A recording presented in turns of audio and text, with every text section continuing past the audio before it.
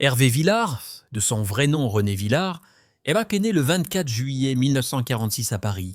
Sa vie, dès les premiers jours, n'a pas été paisible et heureuse comme celle des autres enfants.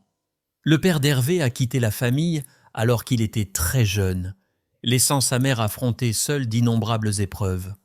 La vie dure et la pression pour gagner sa vie l'ont rendu incapable de bien prendre soin d'Hervé, le forçant à grandir dans un orphelinat alors qu'il n'était qu'un garçon. Les souvenirs de son séjour à l'orphelinat ont laissé des marques indélébiles dans l'âme d'Hervé. Dans une interview, il a un jour déclaré « Cette période a été la plus difficile de ma vie. J'ai grandi avec le sentiment de n'appartenir à personne, de n'avoir aucune famille et de ne compter sur personne. Je me sens invisible. » Mais c'est dans ces circonstances difficiles qu'Hervé a appris à créer de la joie pour lui-même. La musique est devenue le compagnon le plus fidèle de sa vie. La musique était mon échappatoire à la réalité, ma seule amie pendant ces années de solitude, confie-t-il avec émotion. Non seulement Hervé doit faire face à la douleur de la perte de sa famille, mais il porte également un secret qui le fait se sentir isolé du monde qui l'entoure. Dès son plus jeune âge, il a réalisé qu'il était gay, ce qui l'a fait vivre dans la peur et l'anxiété pendant longtemps. Je savais que j'étais différent, mais personne ne m'a dit que c'était normal. J'ai vécu dans la honte et l'isolement, a-t-il partagé. La décision de faire son coming out a été un tournant majeur dans la vie d'Hervé. Même s'il savait que cela pourrait ruiner sa carrière et lui faire perdre l'affection du public, il a quand même choisi de vivre fidèle à lui-même. Je ne peux pas vivre dans le mensonge. Si vous ne pouvez pas être fidèle à vous-même, vous serez toujours prisonnier de votre propre vie, a-t-il affirmé. Malgré de nombreuses critiques et discriminations, Hervé n'a jamais regretté sa décision. « J'ai beaucoup perdu, mais je me suis aussi retrouvé. C'est une guerre que je n'ai jamais regrettée », a-t-il déclaré avec détermination. Le parcours musical d'Hervé débute dans les années 1960 avec le tube Capri, c'est fini. La chanson a non seulement connu un succès immédiat en France, mais est également devenue populaire dans le monde entier, devenant une icône de la musique romantique française. Le succès de la chanson a aidé Hervé à s'implanter solidement dans l'industrie musicale, lui ouvrant des opportunités pour sortir une série d'autres chansons célèbres, telles que Fais-la rire, Mourir ou Vivre et Reviens. La voix chaleureuse et émouvante d'Hervé a conquis le cœur du public. Son lien fort avec son public lui a permis de maintenir sa carrière pendant des décennies, malgré les hauts et les bas de l'industrie musicale. Non seulement Hervé est un artiste talentueux, mais il consacre également une grande partie de son temps à des activités caritatives et à des contributions artistiques significatives, consolidant ainsi sa position d'icône non seulement dans la musique, mais aussi dans la culture française. Cependant, la carrière d'Hervé n'a pas toujours été de tout repos. Alors que les goûts musicaux évoluaient à la fin du XXe siècle, sa popularité commença à s'estomper face à une nouvelle vague de musique jeune. Hervé a avoué un jour « Il y a eu des moments où je me suis senti abandonné. J'ai essayé de m'adapter, mais je savais que ma musique appartenait à une autre époque. Ce n'est pas facile à accepter. » Non seulement Hervé a dû faire face à des changements dans sa carrière, mais il a également eu du mal à maintenir ses relations publiques après son coming out. Certains fans lui ont tourné le dos, laissant de profondes blessures dans le cœur de l'artiste. Mais malgré son cœur brisé, Hervé est resté fidèle à son chemin artistique et a continué à créer des chansons émouvantes. L'une des plus grandes souffrances de la vie d'Hervé fut sa relation distante avec ses parents. Le père d'Hervé a quitté la famille alors qu'il était jeune, laissant un vide dans son cœur qui ne pourra jamais être comblé. « Je ne sais vraiment pas qui il est. J'ai toujours eu l'impression qu'une partie de moi manquait », a-t-il partagé. Bien qu'il aimait profondément sa mère, le temps passé séparément à l'orphelinat a également créé une grande distance entre la mère et le fils. Hervé s'est souvent demandé si les choses auraient été différentes si sa mère avait été là durant son enfance. Cependant, il a toujours eu un amour profond et une gratitude infinie pour sa mère. « Ma mère est celle qui m'a appris à aimer, même dans les circonstances les plus difficiles », dit Hervé. En regardant sa vie, Hervé Villard n'est pas seulement un grand artiste, mais aussi un symbole de résilience et de courage. Il a surmonté tous les défis, de la douleur de l'enfance à la lutte contre les préjugés sociaux, pour s'affirmer et inspirer de nombreuses générations à venir. « J'ai beaucoup perdu, mais je me suis aussi retrouvé, et je ne l'ai jamais regretté », a-t-il déclaré fièrement.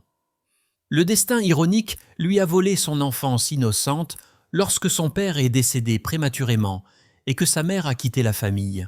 Sans aucun soutien affectif, René fut envoyé dans un orphelinat en France.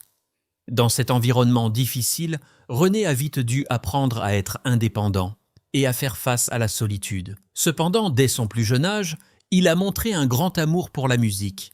La musique à la radio était un réconfort rare dans sa vie sans amour. À l'âge adulte, René était déterminé à poursuivre une carrière de chanteur malgré des circonstances difficiles. Sans soutien financier ni relation dans l'industrie de la musique, il a dû effectuer de nombreux travaux manuels pour subvenir à ses besoins et maintenir son rêve. En 1965, la chance sourit à René lorsqu'il signe un contrat d'enregistrement avec une petite maison de disques. La même année, il sort la chanson « Capri c'est fini », un tube sur une rupture sur la belle île de Capri. La chanson a immédiatement fait de René Villard une pop star en France. René devient rapidement une idole de la jeunesse française, grâce à son apparence romantique et sa voix émotive.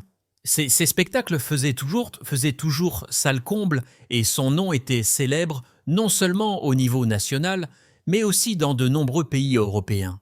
Malgré ses nombreux succès, la carrière de René ne fut pas exempte de moments difficiles. À la fin des années 1970, les goûts musicaux ont rapidement changé avec l'essor du rock et du disco. Les ballades lyriques de René ne sont plus aussi populaires qu'avant.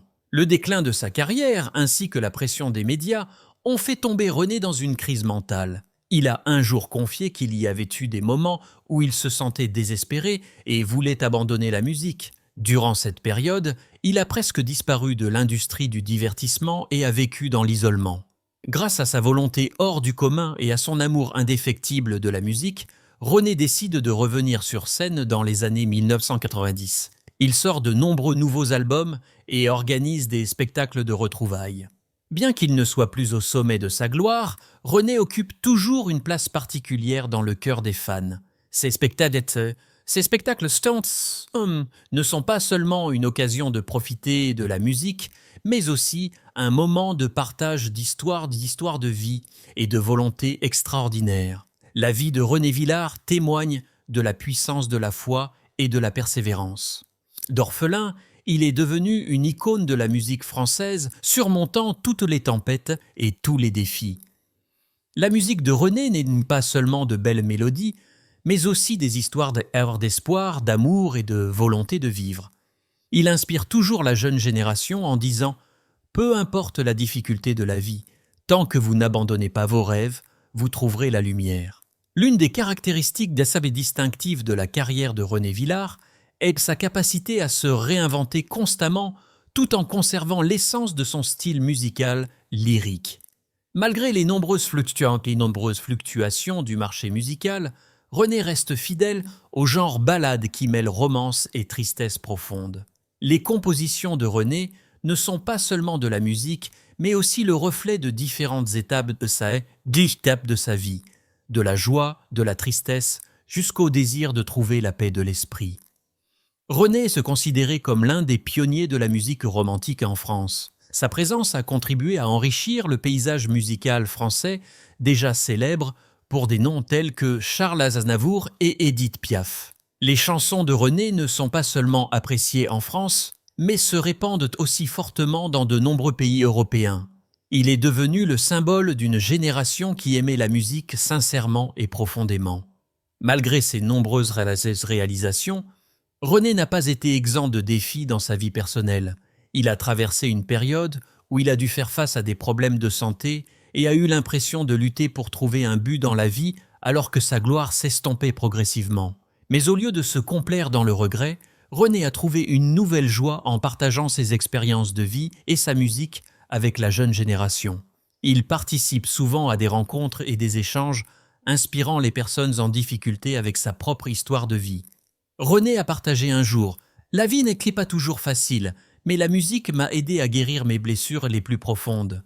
Si j'ai pu me relever après chaque échec, vous le pouvez aussi. René Villard n'est pas seulement un artiste, mais aussi un symbole de résilience et de dépassement des difficultés. Sa vie est la preuve que l'on peut surmonter toutes les adversités s'il sait entretenir sa passion et croire en soi. Ses chansons rappelleront à jamais que l'amour, l'espoir et la musique peuvent aider les gens à traverser les moments les plus sombres de la vie.